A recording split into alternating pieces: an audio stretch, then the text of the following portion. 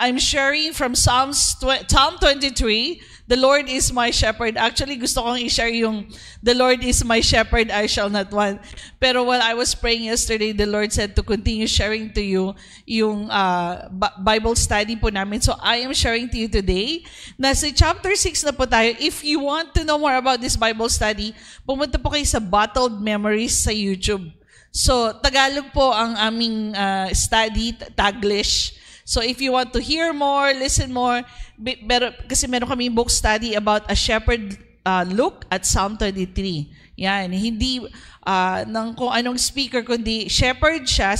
Si Pastor Keller is a pastor. Pero while he was pastoring, isa sa mga trabaho niya, isa ay shepherd. So the reason why he wrote this book is because of his experience as a shepherd. Ano kasi tagal ng shepherd? Pastol, yan, pastol. So, ang continuation ng i-share ko sa inyo, He guides me in paths of righteousness for His name's sake. Part 1 po ito.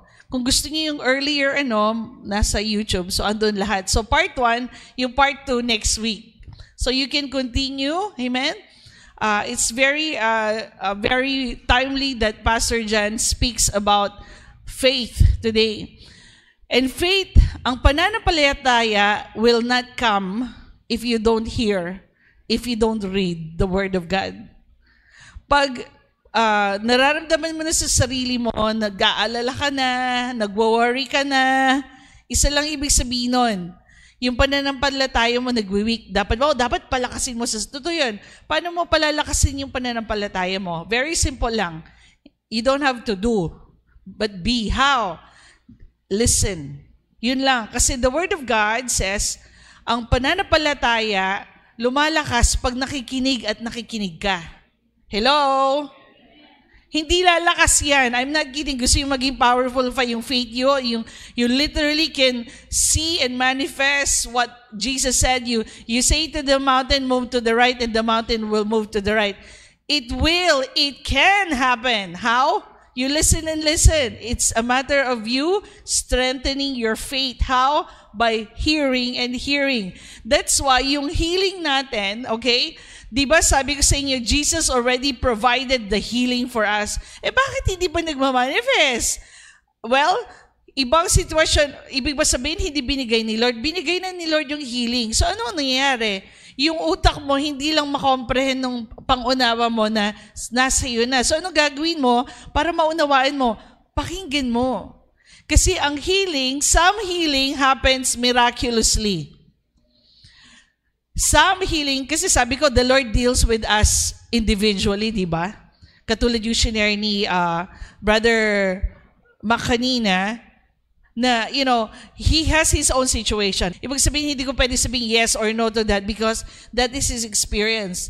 You get what I mean? Bakit yung sa akin, hinila ko ni Lord miraculously. Pero, bakit siya, ba't kailangan maghintay?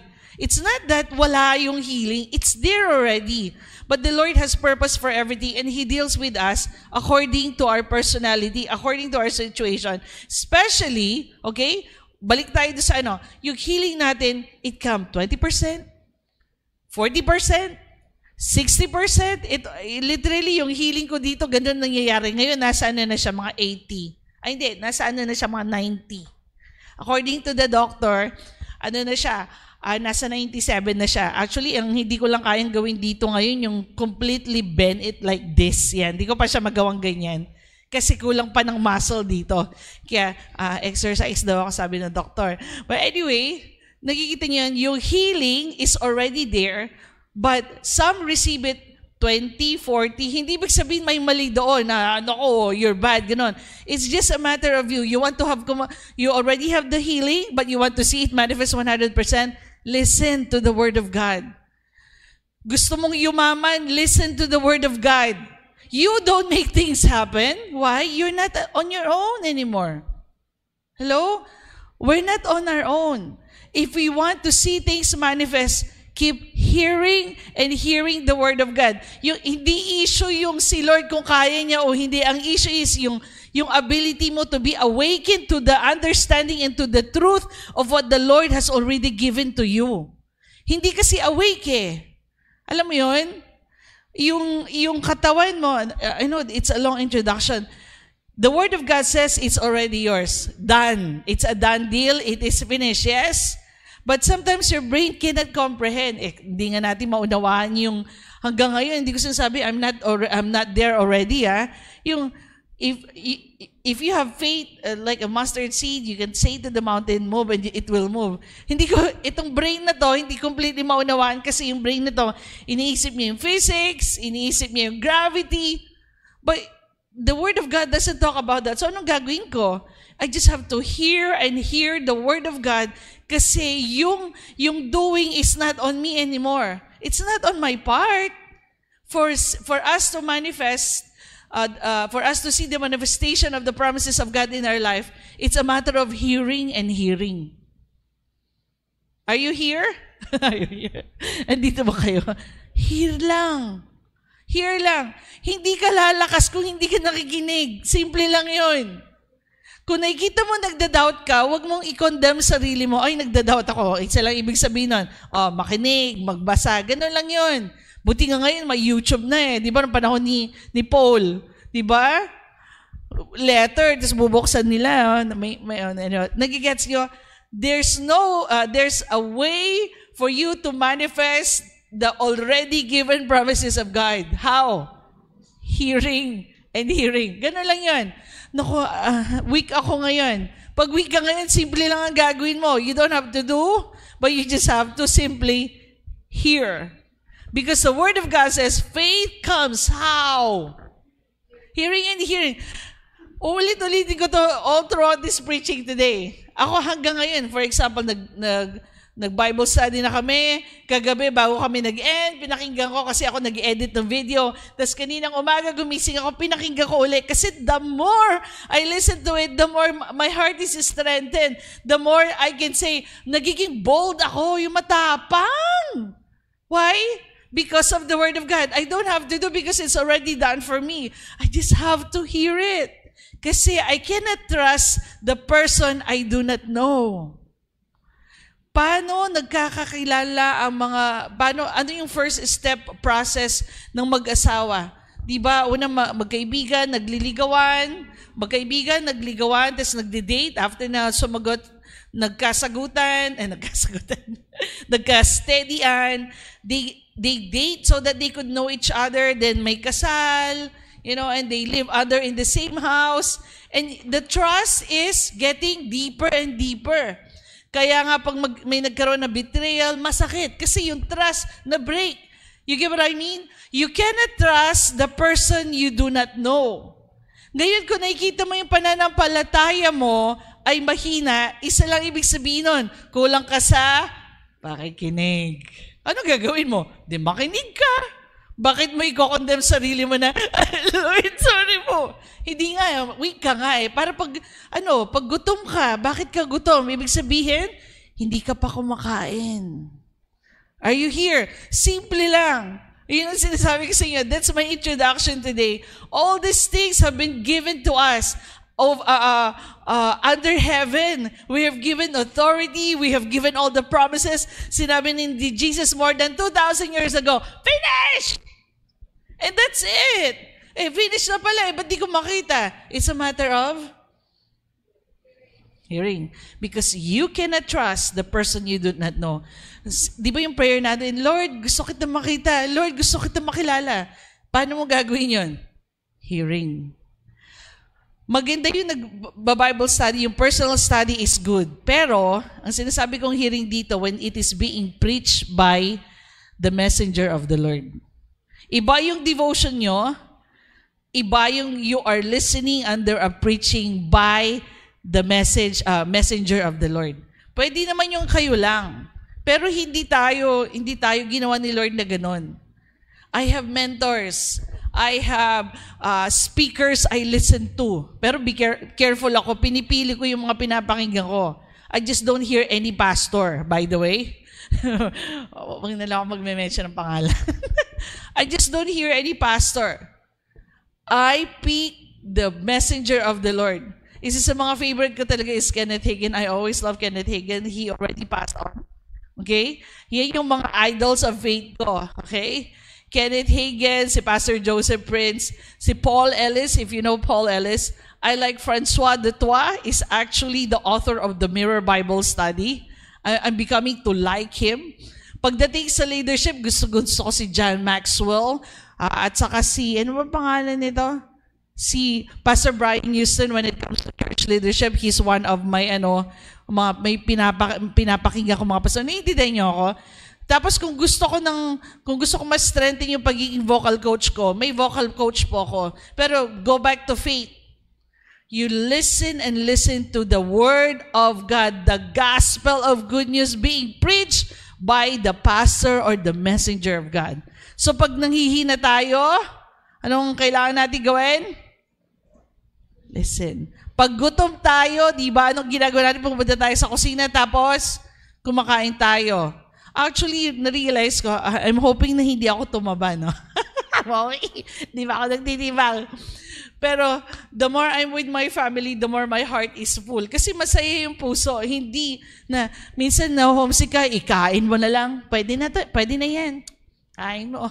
Pero sabi ko nga, less yung kain ko dito because I'm with my family, walang feeling ng homesickness. Medyo masakit ang pagising ko ngayong umaga na kasi sabi ko, yung bamaying na kasi nga ba, magtratrabaho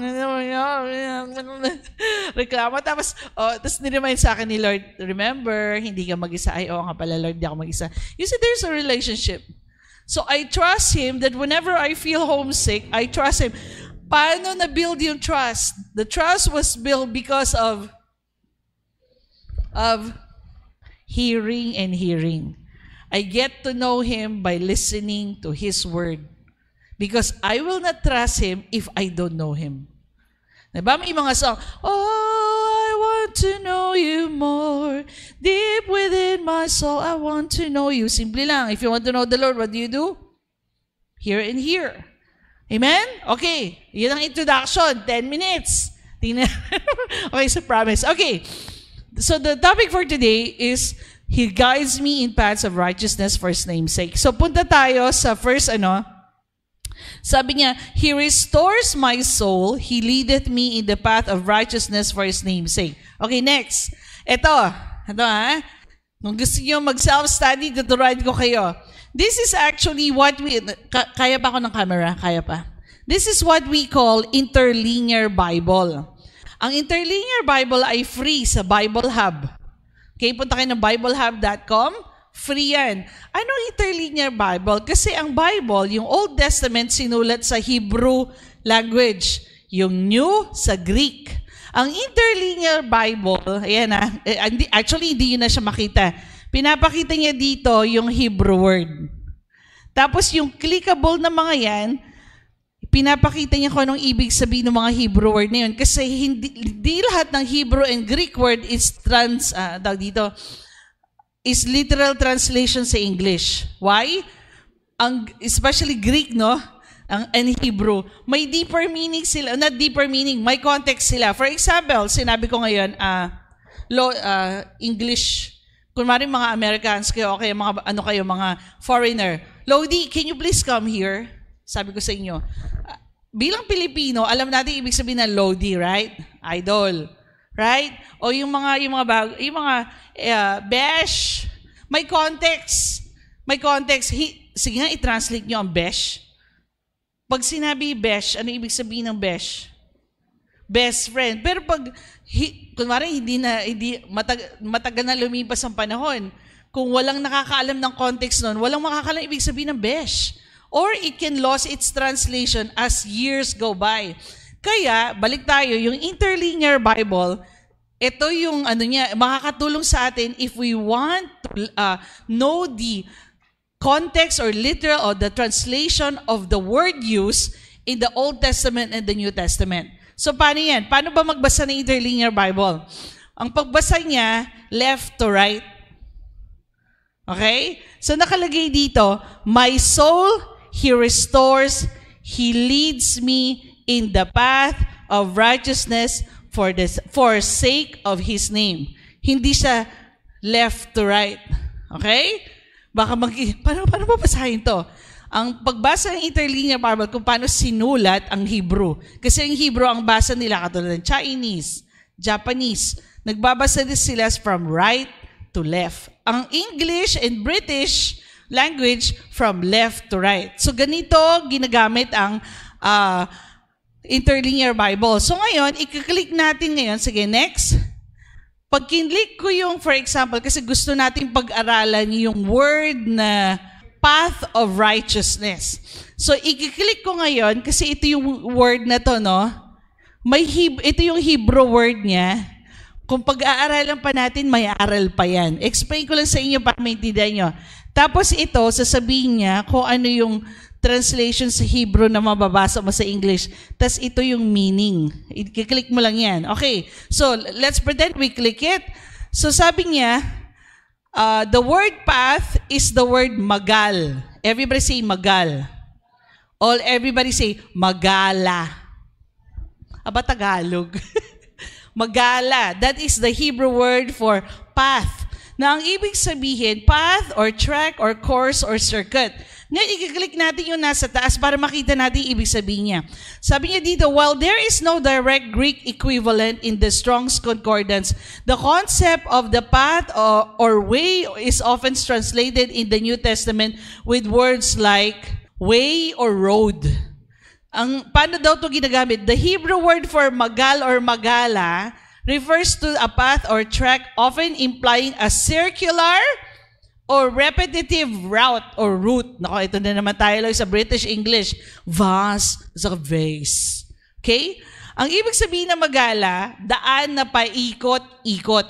It can denote literal path or metaphorical course of life or conduct. The term used to describe the way, nag-aaral na tayo teacher ako today The word used to describe the way one should walk in righteousness or habitual paths of life. Paano daw? Magala means circular path. Ang gala mo naman. You're so magala. Paikot-ikot. Okay? So, ano ba ibig sabihin nito? In ancient Israel, path or tracks were vital for traveling. Alam niyo ba yung madamo? Tapos may pathway naman, pero yung mga tao para mag-shortcut, dadaan sila. Hanggang yung damo, yung matatanggal yung damo, magkakreate siya ng path. Okay Bakit ko sinasabi nito? Because they were often well-trodden routes that connected towns and villages.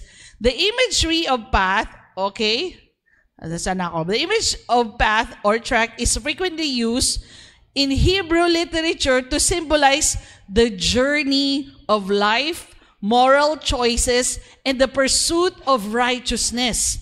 The circular nature of magal can also imply the cyclical patterns of life and the importance of staying in the right path. So ito, nag-aaral na tayo.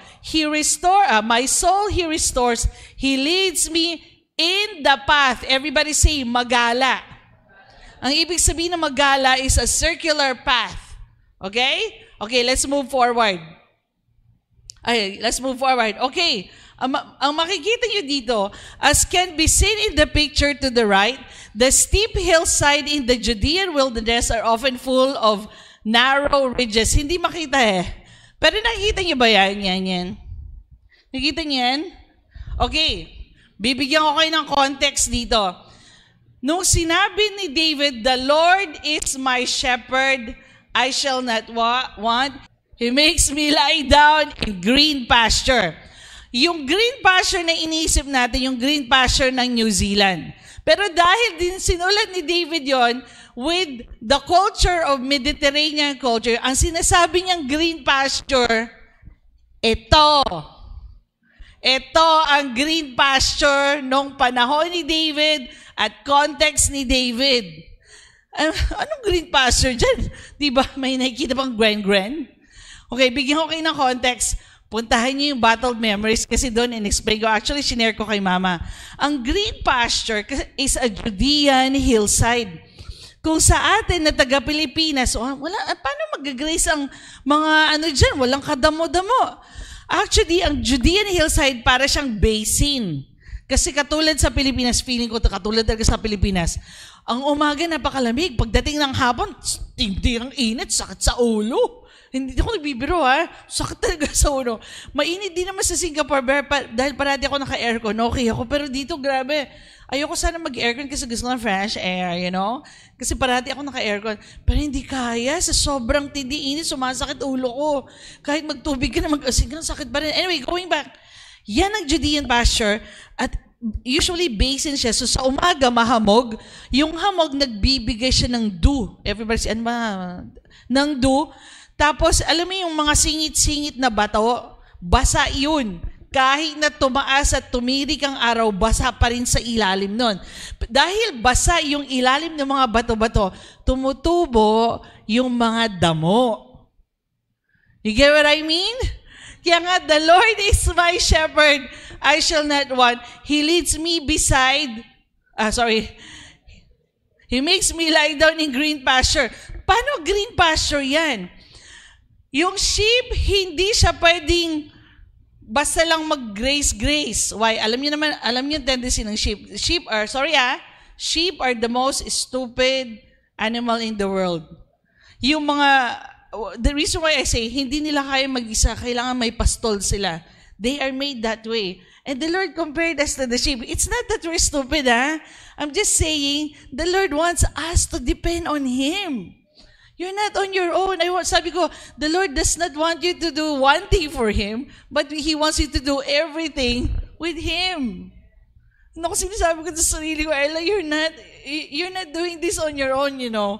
Yun yung aking, ang tawag dito, yun yung the way I comfort myself whenever I feel homesick, etc., etc. Okay? Okay. Puntahan natin. So, the Lord leads me in green pasture. Yan ang green pasture. So, ang gagawin ng shepherd, siya yung magtatawag, dito tayo. Iikot siya, dito tayo.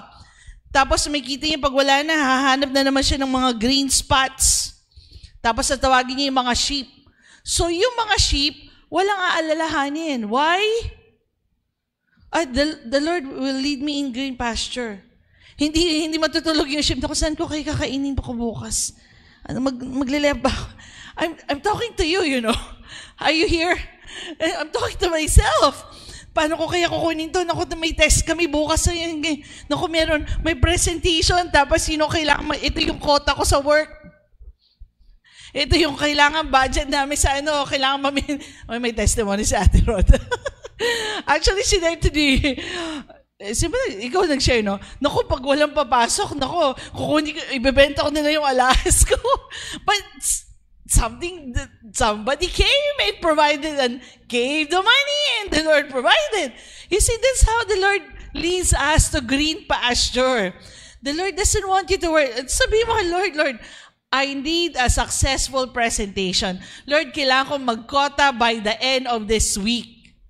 Dapat ma-meet ko yung quota ko by the end of this week. Are you here? Are you here?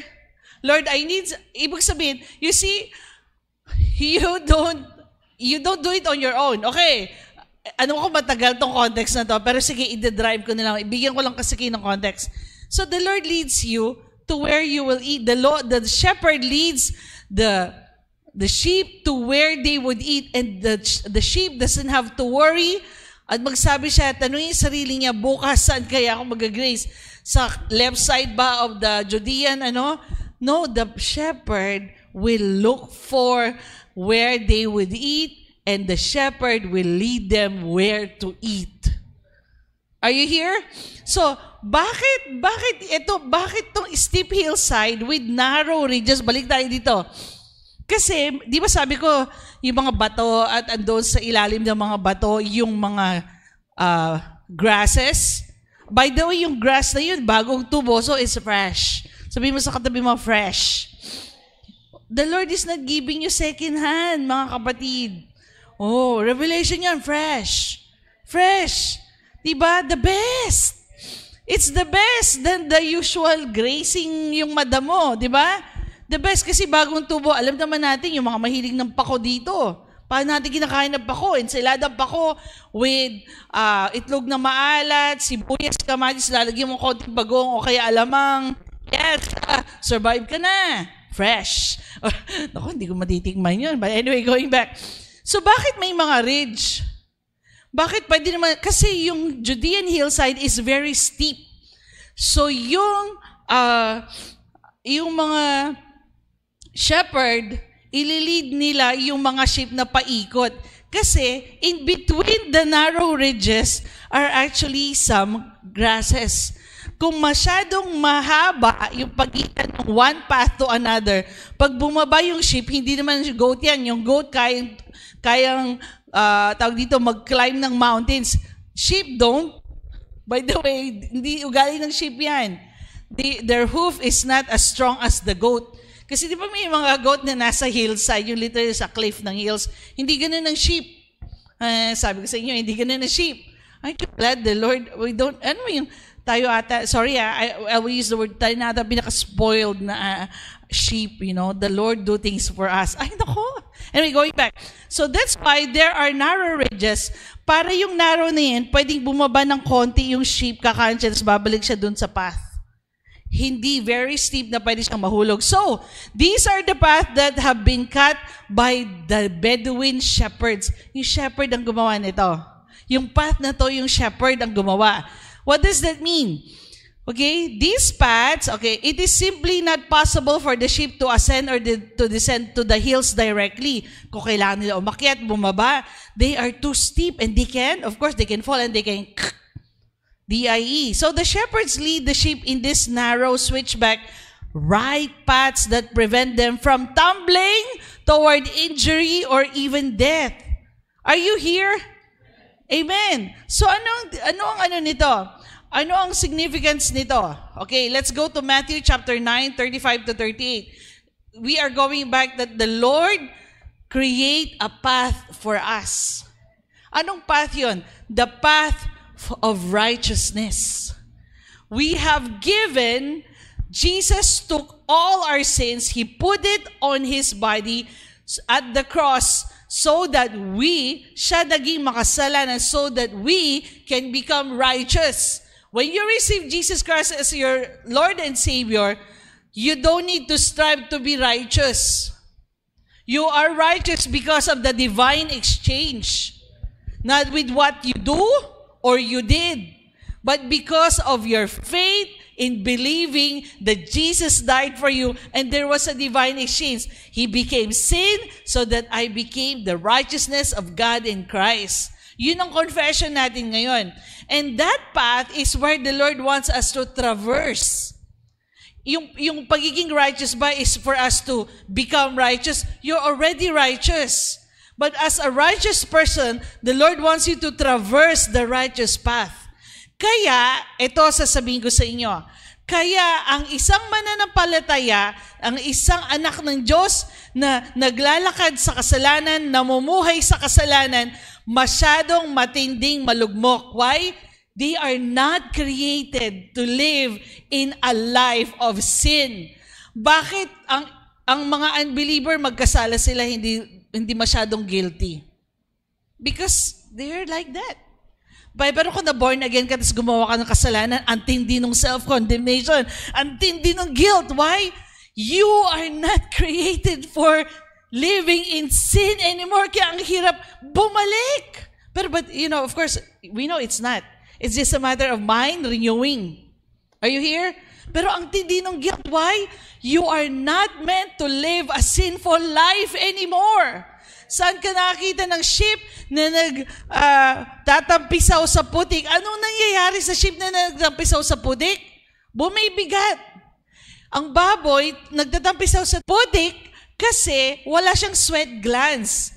So pag nainitan siya, hindi siya makapagpawis. Nagpapawis tayo para mag-cool off yung katawan natin, by the way. So yung mud helps the pig to cool off. Pero ang mga sheep, imaginein mo ang kapal-kapal ng wool nila sa katawan. Yung mga aso nga, si Papa, Bebang, saan ka galing? Ako, ang putik-putik, pinaliguan agad. Why? Manipis ang balahibo, maiksing balahibo nun. Pero it can cause chaos kay Bebang, yung tuta. Kung maputik siya, baka merong anong ewan dun sa putik, di ba? Are you here? Imagine mo na lang ang sheep na mas makapal yung balahibo or wool. That's the reason why It's very hard. Oh, nag-backslide. Pag nag-backslide ka, isa lang ang gagawin mo. Hindi tumayo ka uli. Diba? You stand up. Oh, easy for me to say, no, I experience it. Easy for me to say, kaya mo tumayo. Paano? Hearing. Hearing. Kasi if you don't know who you are, you fall. Diba sabi ko, the Lord made me righteous, pero if I live in sin, I would be completely feeling guilty and self-condemning myself. Okay? That's literally backsliding. Sabi ni Paul doon, fallen off sa grace. Hindi ibig sabihin yung wala yung grace sa'yo, lumabas ka doon sa grace. Andun ka na, lumabas ka. Kaya minsan, ang sabi nila, ang hirap. So, simple lang ang gagawin mo. Tatayo ka lang, makikinig ka lang. Kasi yung mind, kaya ka nag-fall ng sin because of this mind is not renewed. It has to be renewed. Are you here? Hindi ko alam kung ba't ako nagde-delve in dito. So, can I continue? You get what I mean? So, hindi ko alam kung paano ako punta dito. Let's continue. You are now the righteousness of God in Christ. You are never meant to live a sinful life. Kasi if you do, malulugmok ka. So, which is better to traverse? Each of one of us, our shepherd Jesus, have created the path. The path of what? Of righteousness. Hindi para maging righteous tayo. We already righteous in Christ. Gusto niyang i-traverse ka doon kasi yun yung path mo. You move away from that path, you're gone, man. Parang ano lang, do you get what I mean? Cannot go out of that path. It's not, hindi kailangan maglakad ka ng matuwid ka na eh. Pero imagine mo, si Prince Harry na, natin sorry, pwede ba ito sa YouTube? Si Prince Harry, di ba? He grew up being a prince. Pero dahil na-in-love siya, okay, now at umalis siya sa pagiging royalty niya. Siyempre, royalty comes with obligations and responsibilities. So ayaw niya na daw gawin yun, gusto niya maging normal people. Tapos ngayon nahihirapan siya. Why? Humahanap siya ng sponsor. Hindi siya sanay magtrabaho. Hindi siya sanay, katulad natin common people na you work hard in a company, you work for the company so that you can earn salary. Hindi, gawa siya ng sponsor. Because he was not born that way. Paano ba siya mabuhay ng isang royalty? Balik siya. Ganun lang. But you get what I mean? For him to actually abdicate his position created chaos in his life. Amen? And we are witness of it. Hindi ko na masasabing mali yung decision ng mga royalty na ayaw magpa-royalty. Pero he was not trained that way. He was not made that way. You get what I mean? Okay lang sana yung royal blood ka pero hindi mo alam na royal blood ka. Okay, going back. Why am I saying this? You are already righteous and the Lord created a path of righteousness for you and He wants you to walk in that path. Not that so that you can become more righteous. You already are. The thing is, outside of that path is not your life. Bakit mo, hindi ko alam how much I need to emphasize this. I've been saying this for 10 minutes now. The Lord wants you to walk in that righteousness of path, not to do one, but you already won. Because the Lord wants you to experience the life He has for you. Amen? Yumaman ka na nga, magmamahirap ka pa. Parang gano'n lang yan. It's very simple. Okay, let's go to Matthew 9:35-38. Anong significance nito? Basahin natin. This is, sabi ni ate, Ella, maganda to sa marketing. Ito, maganda to sa sharing the good news. Sabi niya, then Jesus made a circuit of all the towns and villages. He taught in their meeting place, reported kingdom news, and healed their diseased bodies, healed their bruised and hurt lives. When he looked out over the crowds, his heart broke. Okay, mag-stop tayo dito. Gusto kong emphasize kasi, bakit yung path of righteousness natin paikot-ikot. Okay, ito ang explanation. When Jesus, sabi dito, Jesus made a circuit of all towns and villages.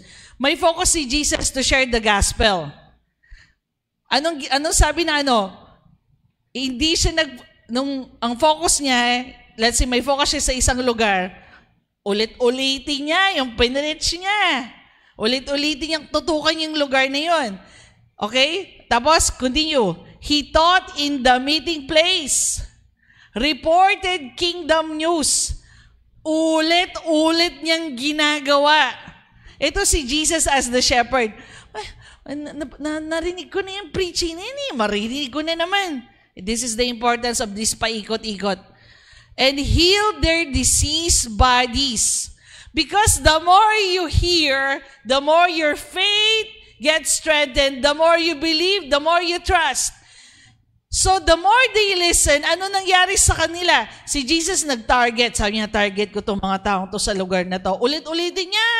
Bisita-bisitahin niya. Okay? Ano nangyari sa kanila?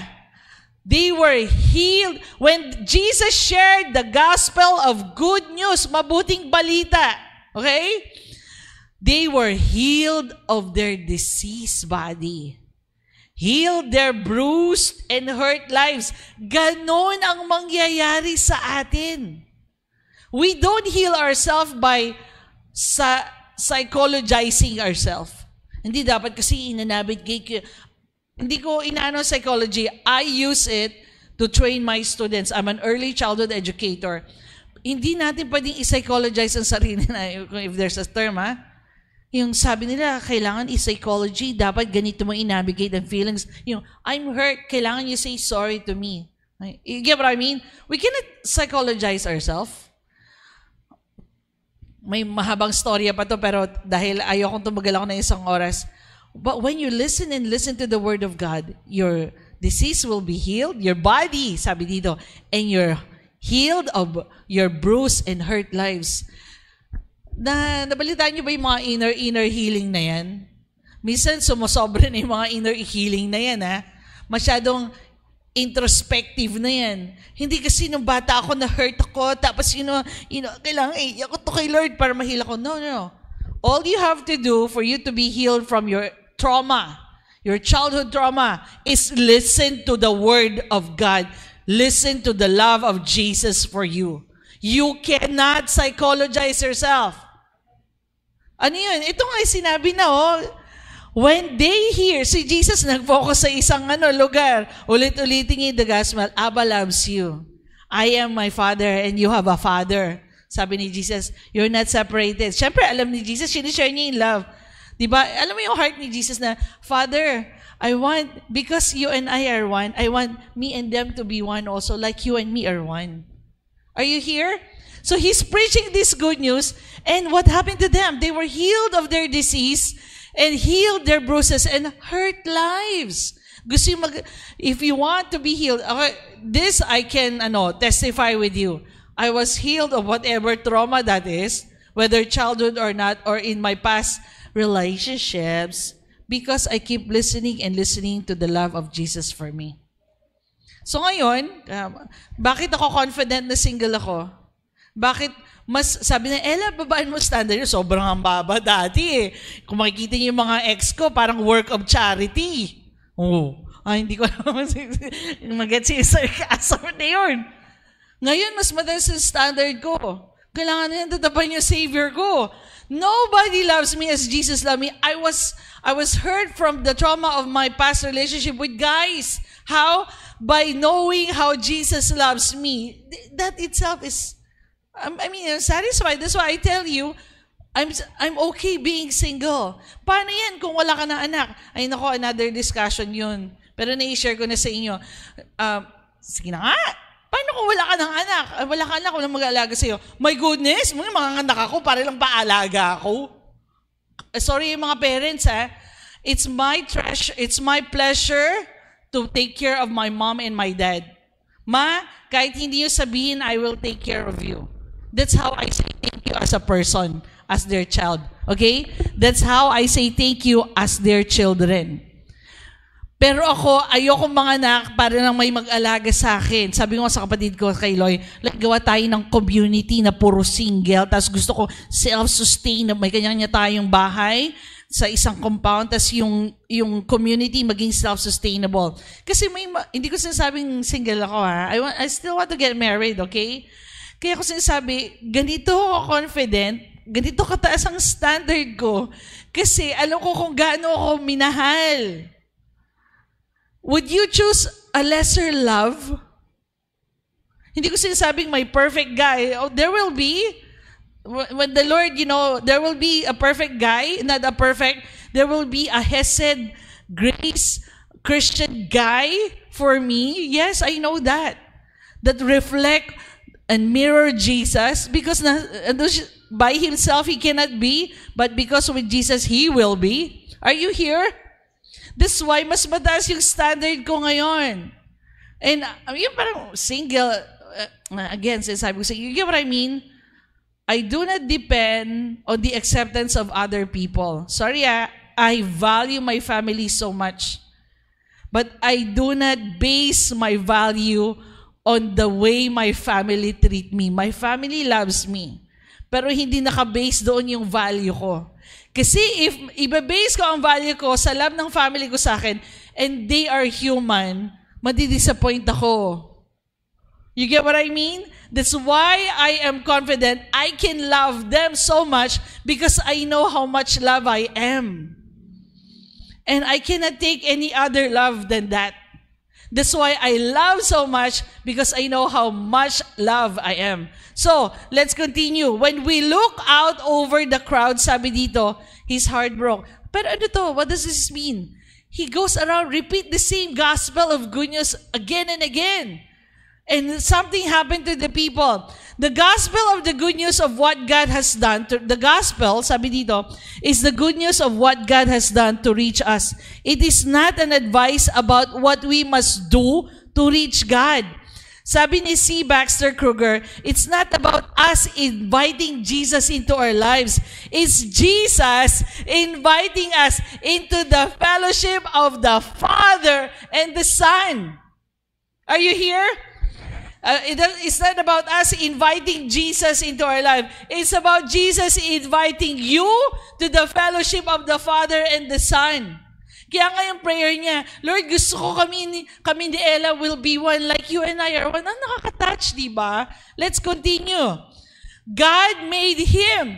Okay? We need to fully recognize that God made Jesus to be sin for us, that we might be made the righteousness of God in Him. Ito yung sinasabi ko sa inyo. It's not a matter of confessing your sin. There's a place for it. I want you to confess what the Lord has already purchased. You are righteous already. When you sin, Lord, I'm sorry. I have a moment of missing the mark, of failing you. But thank you. I don't have to prove anything. You have already forgiven me. So I can confess right now, I'm the righteousness of God in Christ without doing anything, because He already did it for me.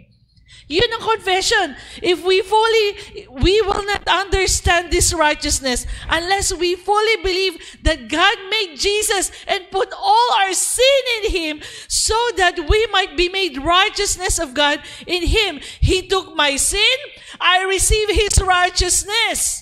Anong klaseng righteousness? The righteousness of God. Okay? For you to see how much has been given to you in Christ is to see what God sees.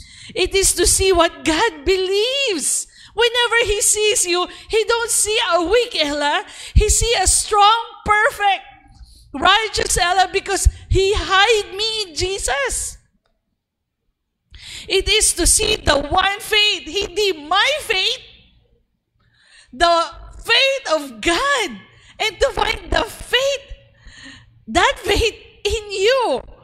Kaya nga sabi ni Paul sa Galatians 2:20, I no longer live, but Christ lives in me. The life I live in the body, I live by faith in the Son of God. Hindi my faith. It was my faith of believing Him that He died for me that made me the righteousness of God. But now the faith I'm living is not my faith. It is the faith of God in me. So, nakikita niyo yun? Yung mustard seed is when you started believing Jesus. Now, because you and Jesus are one, you can move mountain. All things are possible with God, not apart from God.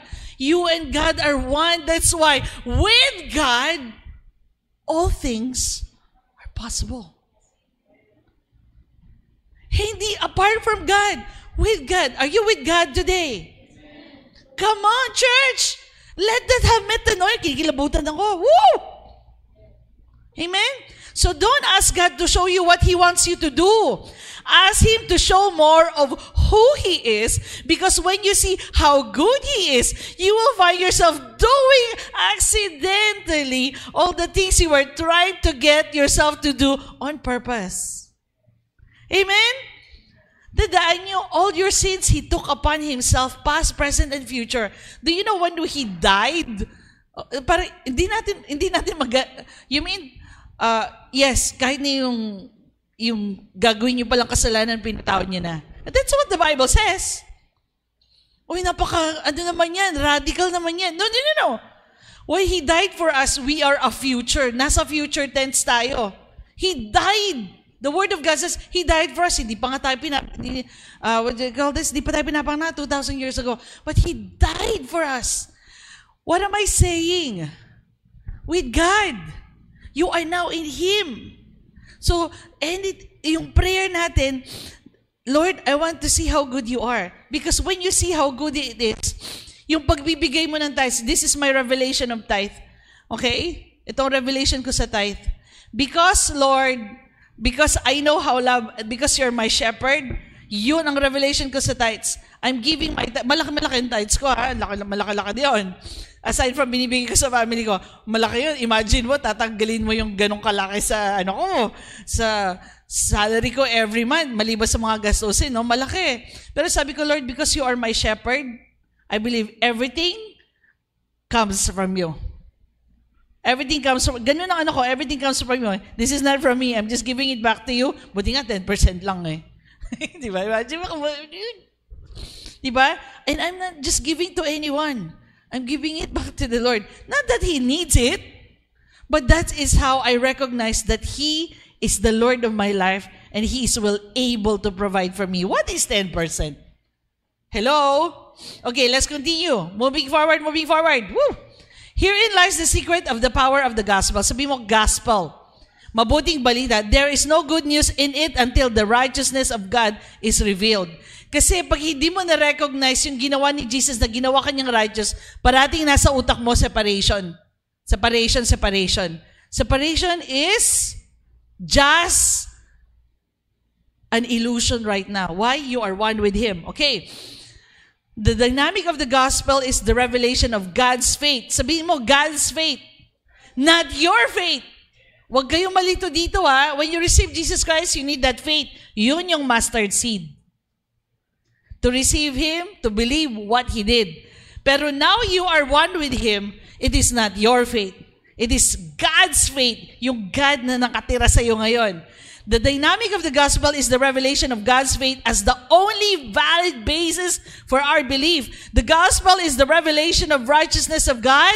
It unveils the Father, the Son, and the Spirit succeeded to put making mankind right with themselves. It is about what God did right, not about what God or Adam did wrong. The good news reveals how God's righteousness rescued the life of our design. He designed us to be righteous, but because Adam fell, and you know the rest of the story, He redeemed that when Jesus came. He redeemed our innocence. Mankind's futile efforts to justify themselves have failed miserably. Let's continue. Hallelujah. The good news shifts the emphasis away from our failure and condemnation to highlight what it was God accomplished, or what God accomplished in Christ on humanity's behalf. Look away from the law of works unto Jesus, because He is the author. Siya na nga author. Siya pa finisher of your faith.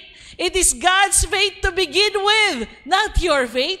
Paano ka nagkaroon ng mustard seed of faith to receive Jesus as your Lord and Savior? Sige, tatanungin ko kayo. When my mom and my dad preached that Jesus loved me, because of that gospel, I started believing and accepted Jesus Christ as my Lord and Savior.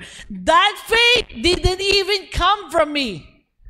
It was through the gospel that this heart believed and this heart accepted Jesus when I was 3 years old. And I made the same commitment when I turned 11. Is that your faith? The mere ito lang yan. If you want your mom, the Lord, actually, nung nag-share ka kanina, you are, sabi mo, your first generation, right? You see, the Lord, mami, mag-share ako na, no, you are the light in that house. And because there's already a light, the house is lighted. Okay? You want your mom to believe? Just share the gospel. Just share the gospel. Di ba? Paano tayo na born again? Sige nga. Is that faith, does faith, the mustard seed of faith came from us? No. It was through the gospel that you started believing. Woo! Are you here? So kung gusto niyo ma-heal yung mga unbeliever niyong mga kamag-anak, share, Mama, Jesus loves you. In spite of what you did, His heart is to heal you and that you will be made healed and complete. That's all they need to know. Kasi when they see the goodness of the Lord, the heart will repent. It was the goodness of the Lord that causes Peter to jump from the boat.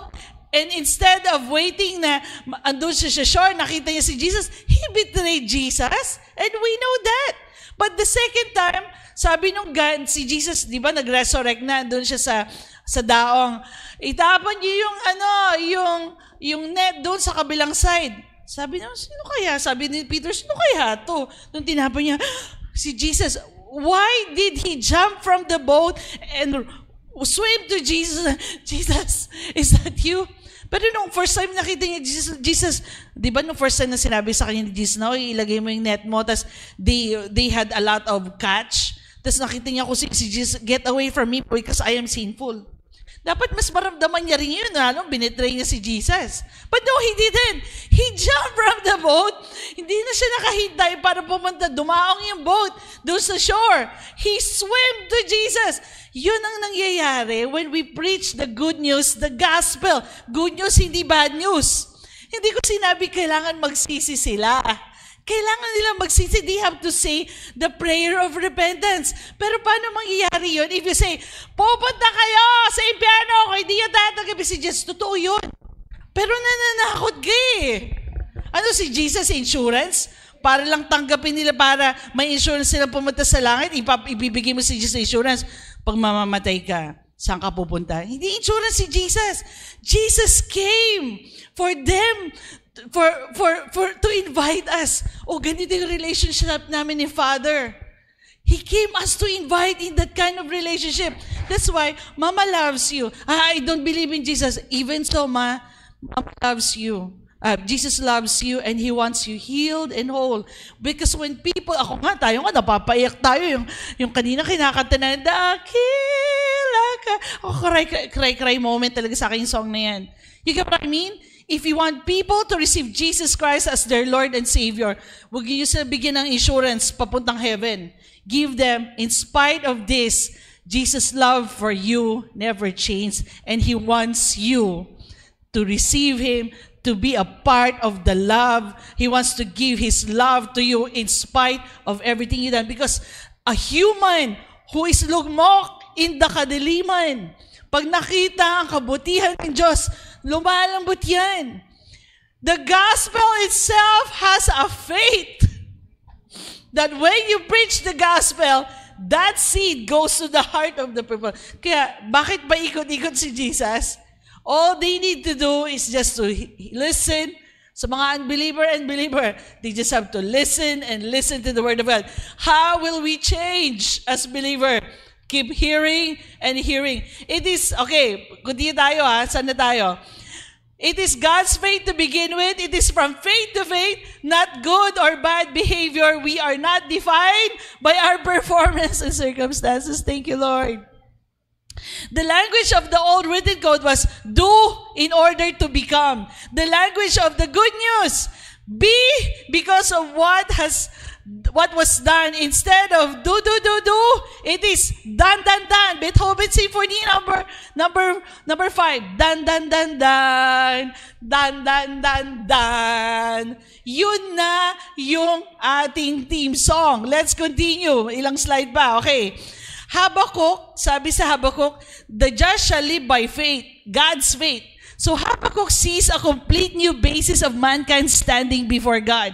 Instead of reading Deuteronomy 28, this is the blessing of the Lord, this is the curse, okay? Instead of reading the curse when disaster strikes, he realized that the promise outdates performance as the basis to mankind's acquittal. The curse is taken out of the equation. Why? Jesus. Pag binabasa nyo, kaya sabi ko, parati ko dinideclare to sa every morning, Lord, I declare the blessing of Deuteronomy 28 over every member of my family. This is every day my confession, declaration, and prayer. The curse is taken out of this equation. Galatians 3 verse 13, okay, nakalagay doon, Deuteronomy 28 would no longer be the motivation or measure of right or wrong believing. Continue. Instead of righteousness as a reward to mankind's effort to obey the law, Habakkuk celebrates God's righteousness based on whose belief? Not your belief. Hindi natin magets, no? But you will understand. Keep hearing. You will understand. In the face of apparent disaster, represented in the evidence of all the curses mentioned in Deuteronomy 28, he sings, though the fig trees do not blossom, kaya ang lakas ng loob niya sabihin to nor the fruit be on the vines, the produce of the olive fails, and the fields yield no food, the flock be cut off from the old fold, there will be no herd in the stall. Yet, I will rejoice where? In my circumstances? In my feelings? In my situation? In my disease? No, it says, in the Lord. Why? I will joy in the God of my salvation. This is the good news for you, mga kapatid. This is very basic. I want you to know this is what you have. Amen? So God, the Lord is my strength, sabi ni Habakkuk. He makes my feet like hinds' feet. He makes me tread upon high places. Woo! Hallelujah! yung outfit check. Are you here? Amen. Sikat yung sa ano, hindi ko alam kung sikat dito sa ano. It is interesting to know that Habakkuk, everybody say Chabakuk, yun ang Hebrew word, was possibly the son of Shunammite woman and her husband who hosted the prophet Elisha. They could not have children until Elisha declared in a year's time she would embrace Chabak. Chabak is a child. When the child grew up to be a young man, he died of heat stroke. And Elisha stretched himself over the boy. He embraced the dead child face to face, and the boy became alive. Chabakuk is a double embrace. Diba? The Lord, si Elijah na, on this year you will have a son. Ito, we're talking about the prophet Habakkuk, no? Tapos, yung batang yon pinanganak. After pinanganak, na heat stroke. Tapos, hinag ni Elisha. Okay? Nabuhay. So, Chabakuk is a double embrace. It is a prophetic picture of our mirror resurrection together with Christ. You received Christ, right? He gave you His righteousness. Hindi na tapos doon. He married you, mga kapatid. He double hugged you. Mirror resurrection together with, if anyone knew that righteousness was not by works, but by God's faith, it was Habakkuk. Konti na lang. Sige, basahin na natin slide. The word righteousness comes from the Anglo-Saxon word right, wiseness, in which is right. In the Greek word for righteousness is diakiosone. From dikai, that which is right. Hindi sinasabi ko lang sa inyo para makita yung context. Ito, it is a relationship word and refers to two parties finding likeness in each other. Righteousness points to harmony in relationship. Let's continue. Colossians chapter 2 verse 9 to 10 says, it is in Christ that God finds an accurate and complete expression of Himself in a human body. Tumingin ka sa katabi mo. Jesus inside yan. Tingin pa yung kabila. Jesus inside yan. O, di ba? He mirrors our completeness and is the ultimate authority of our true identity. The good news, break it down, of the gospel is that you have died and your life is hidden with Christ. So yung good news is a 3D gospel. Sabi mo, 3D gospel. No distance, no delay, no dispute. Yun yung gospel na tinanggap natin. No other else. This is what Paul was preaching. No distance. Wala nang distansya kayo ni Lord. No delay. Right here, right now. No dispute. You are in peace with God. Are you here? Continue tayo. Ilang slide na lang. 4 na lang. Okay. The simplicity of the gospel, done instead of do, is a massive shift from the condition of conclusion. Living from the completeness rather than toward possible improvement. You were living from a question mark to now you are living from exclamation point. So the heart of the gospel is Christ in you. Sabi mo sa katabi mo, Christ in you. If the gospel we preach doesn't make people feel good about themselves, then we are not preaching the real gospel. Are you here? All of God and all of men reconciled in one person, in Jesus. He is risen, and the good news of the gospel is that He didn't rise alone. We co-resurrected with Him. All humanity was born again on that day, fully resurrected in the last Adam. It is finished. Are you here? Almost done. Almost done. Sakto. You can't know who you are until you know whose you are. The gospel is not a message about filling heaven with orphans, but filling earth with sons and daughters. Amen? It was never God's purpose or plan to bless you or I apart from Him. It was never God's will that man would live apart from Him, separate from here. The will of the Father has always been a shared life. Sabi mo sa katabi mo, shared life. You're not alone. Kaya nga, doon yung promise ni Lord, I will never leave you nor forsake you. Why? Jesus inside. He wants to tell you the will of the Father has always been a shared life, for God Himself knows the other type of life or living, but wala siyang ibang alam kundi a shared life. Because God is 3 in 1. Father, Son, Holy Spirit. Shared life. They are individually one, but then they're sharing. The definition of life for God has always been union. Sabi mo sa katabi mo, union. Hindi union, ha? Union. Pagkakaisa. Shared life. A communion of persons. So are you alone? Never. Not even no. You might feel lonely, I told myself, but you are never alone. Amen? So when Jesus says this is eternal life, that they would know you, the only true God, He is saying that God's life is a shared life, a life that flows out to others like a river. You can forgive. Why? You can forgive because you know how much you are loved. You forgive out of the overflow. Hindi mo yung pupunayin sarili mo para magbigay ka. No. You are living, giving, sharing the gospel out of the overflow. Alam mo yung masyado kang yung feeling so love ka, wala kang kahit na anong masaya ako. Why? Because I know how loved I am. You give and you do things out of the overflow. Hindi yung kailangan punuin mo. No, you're already flowing. Di ba sabi ni David, you fill my cup until I overflow. Let the Lord fill your cup. You want to forgive someone? Punta ka kay Lord. Just keep listening and listening. Hindi mo kailangan na, Lord, kasi matawa yung tao I know, I understand what you mean. But I learned to forgive because I know how much love I am. Insecure yung hindi marunong magpatawad. Hindi ko sinasabing, you already forget. I remember, but this thing of pain is not there anymore. Are you here? You forgive out of the overflow. Okay. Punta tayo.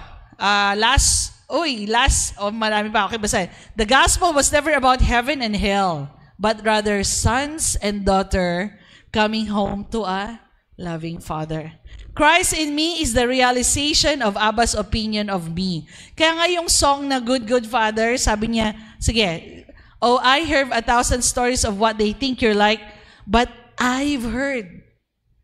The first time my mom and dad were sharing the gospel to me, my mentors are sharing the gospel to me, and they say, Jesus is this, Jesus is this. But now I know. I have my own revelation of who Jesus is. I've heard the tender whisper of love. Iba yung sinishare ko sa inyo ngayon because this is my revelation. The Lord wants you to reveal Himself to you. Would you listen? Would you say, Lord, I want to know you more?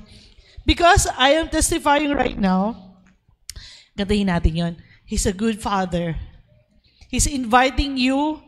He doesn't want you to invite Him, but He's inviting you with Him to a shared life.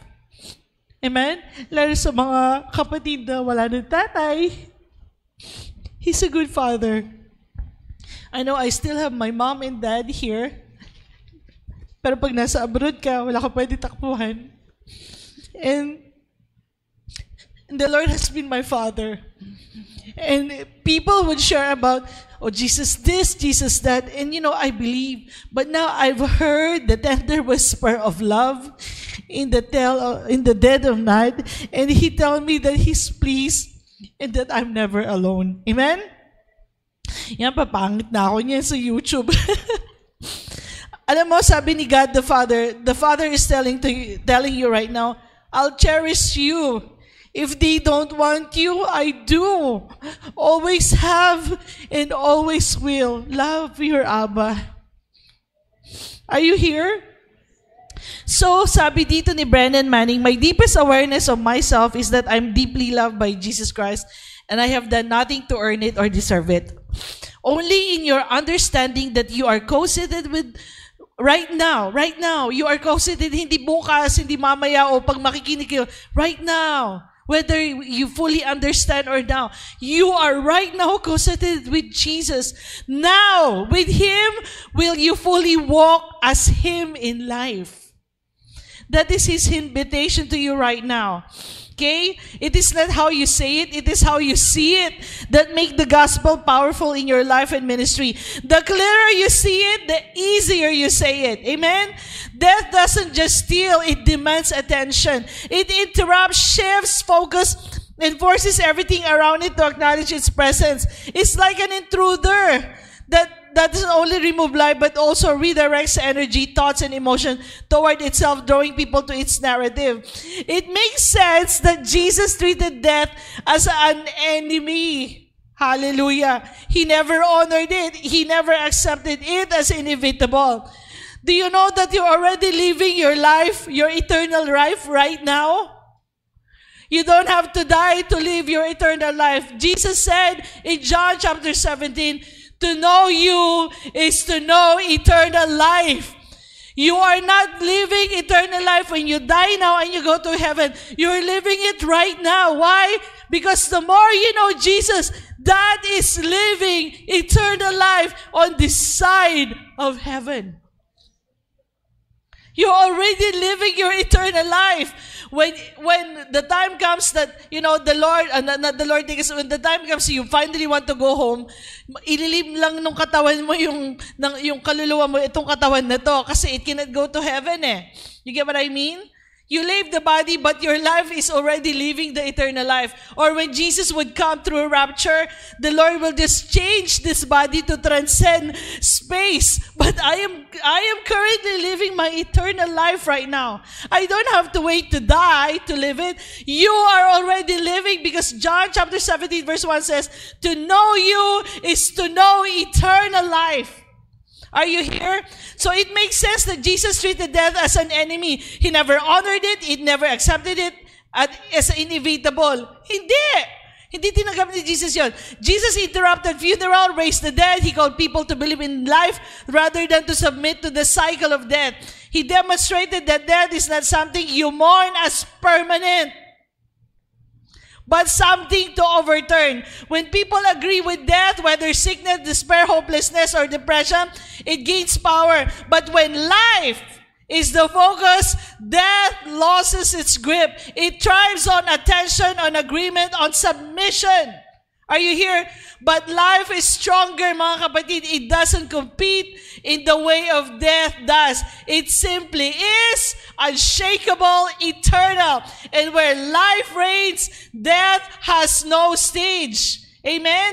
Wild Wellness, you are invited to come on us with a journey to pause, connect, and engage with God's wild love, entwined with His passion for your wellness. Ito sa mga team ng isang Bibles, ng isang church. Now, I want to share this last verse. Hindi ako makatayo when I had a surgery after 3 weeks, and Lloyda knows it. And I was so frustrated. I know she's just so quiet, but she saw my depression. You know, all of a sudden, you're very independent. Then all of a sudden, you need someone to take care of you, to ask you to stand, to put your underwear. Ang hirap nun. But this verse have opened my mind. After ko narinig tong verse na to, preached to me, I stood. Nagkaroon ako ng boldness. What is this? In John chapter 5, Jesus asked the man, "Who would you like to be well?" Sabi niya dun sa leper. Jesus was asking the man if he was ready to abandon how he had been seeing himself. The Lord is telling you right now, would you like to be made well right now? The Lord is asking you to, are you ready to abandon how you see yourself and simply be who you truly are? Whole, healthy. Then He told him, rise up, take up your bed, walk. In other words, rise up and live the life I created for you to live. Enjoy. The Lord wants us to enjoy. Kung nag-i-enjoy ka ng makeup, enjoy mo yung mga pagkain na masasarap, the Lord wants you to enjoy. But are you ready to abandon how you see yourself and live the life that the Lord made you to be? Whole and healthy? I know the Lord has, the doctor has, diagnosis. But as believers, it's not our truth. It's the condition of the body, but that doesn't mean the body, di ba sabi ko, this body is already redeemed. Ang gagawin lang ni Jesus when He comes is to transform this body. Hindi dahil, fallen. Hindi na fallen tong body nito, kasama to sa redeem. No more consciousness of sin, no more consciousness of sickness. Kasama niya to nung niredeem niya dun sa cross. Kasama to. Hindi ko kailangan maghintay ng rapture para ma-redeem to. Redeem na to. So, anong mangyayari sa rapture? Ita-transform niya lang para pwede akong mag-transcend sa space na yan. Tapos yung speed ko, hindi limited. Because this is just made for physical realm. But it doesn't mean it's not redeemed. Kaya yung mga may lines dyan, yes, we continue to declare. Yung mga may diagnosis with the doctor, we continue to declare, Lord, thank you. It's not what I eat. Kasi yung kinakain natin, fallen eh. The nature, earth is crying for its salvation. Yung earth ang fallen. Pero yung katawan mo, hindi. Kaya dapat organic, dapat. Hindi ko sinasabing hindi tayo maging disiplina sa pagkain. Kakain kayo in faith. Kaya nga may prayer tayo, Lord, thank you. Because you already paid the price, I will eat itong 1 cup of rice. Itong gulay at konting protein, and it will bring health to my body. I bless this food to give health. You declare. You get what I mean? Hindi na, yung bawat kain mo, bawal yan. The Lord wants us to enjoy our life. Kaya sabi ko nga kay Loy, tikim lang Loy.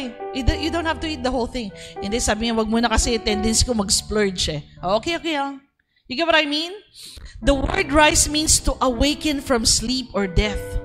This man who had been afflicted for 38 years looked into the eyes of the Master of Wholeness, and he saw his own reflection. He saw himself whole, and he immediately awakened out of his infirmity. Tumayo siya eh. Wala naman sinabing nag-take siya ng, walang sinabi sa Bible, it took him 1 year, 1 month. He saw his reflection in the eyes of Jesus. So ngayon, ang invitation ko sa inyo ngayon, yung invitation ni Jesus, would you like to be made well right now? Are you ready to abandon how you have been seeing yourself and simply be who He truly created you, whole and healthy? Are you ready? Anong gagawin natin? Yun lang. Hindi yung kailangan. Napapayak lang ako kasi syempre nagiging emotional ako kasi uwi na ako mami sa Singapore, no? And you know, like, the Lord is just good. Lord, sa katotohanan na narinig po namin sa araw na ito, dalangin ko po na patuloy mong ihayag kung sino ikaw. Kasi Lord, the more ka makita ng aking mga kapatiran, the more malalaman nila kung sino sila. Na sila ay binago na sila ay complete, they are perfect already because you have hidden them in Christ. Na hindi nila kailangan mag-struggle hard. They would just have to see you so that they can live and walk in the path of righteousness because you already made them one. I just pray, Lord, that you continually protect them. I pray and declare the Psalms 91 protection upon them and the blessing of Deuteronomy 28 over them. Father, I pray that their youth will be renewed as the eagle. Their eyes will not grow dim, their strength abated, nor their memory depleted, but all of this aspect, they will be renewed as their days are. I pray so that their strength shall be. And today I declare that you would continually unveil Jesus, their union with Jesus. Jesus, I give them to your hands, believing that you can do exceedingly, abundantly above all that we could ever ask or think. Bless my brethren, Lord. In your name we pray, Jesus. Amen. Amen. Palapakan natin si Jesus. Woohoo!